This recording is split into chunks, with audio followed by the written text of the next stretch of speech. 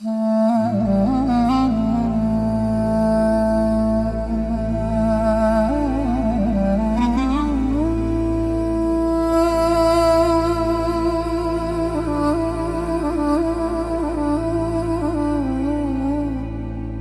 dəyərli İntizar Radyosu izləyiciləri.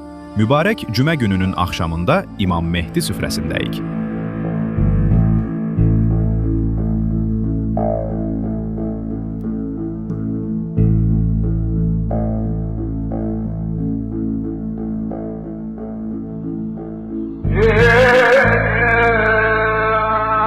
Muharremdir hanım Zeynep azası. Muharremdir hanım Zeynep azası. Bizi sesli Hüseyin'in Kerbelası.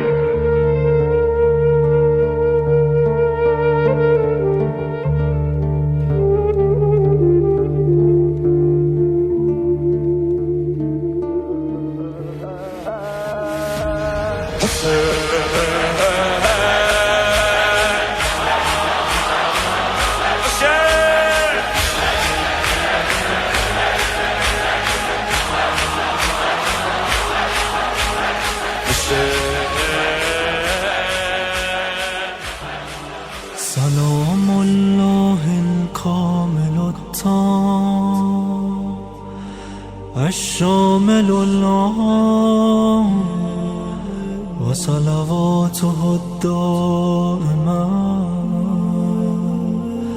وبركاته القائمة التام.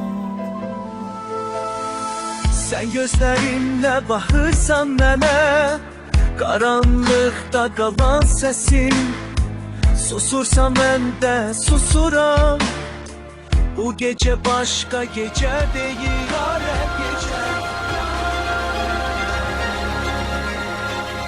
İlahi, biz elə bir əzəmətli dövlətin şövqündəyik ki, onun sayəsində İslam və müsəlmanlar öz izzətini geri qaytarsın. Nifaq və münafiqlər zillətə düçar olsun. O dövlətdə bizi sənə itayətə dəvət edənlərdən, öz yoluna rəhbər olanlardan et.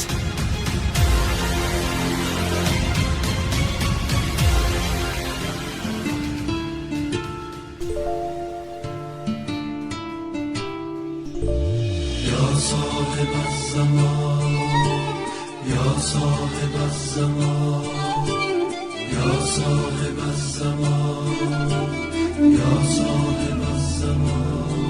السلام عليك أيها العبد الصالح المطيع لله ولرسوله ولأمير المؤمنين.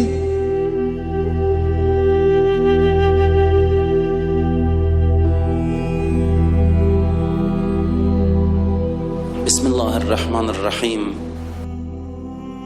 Axirə zaman imtahanlar haqqında danışırdıq və qeyd elədik ki, bu mövzu Peyğəmbərin özünün şəxsən və imamlarımızın hamısının önəm verdiyi mövzulardan biridir.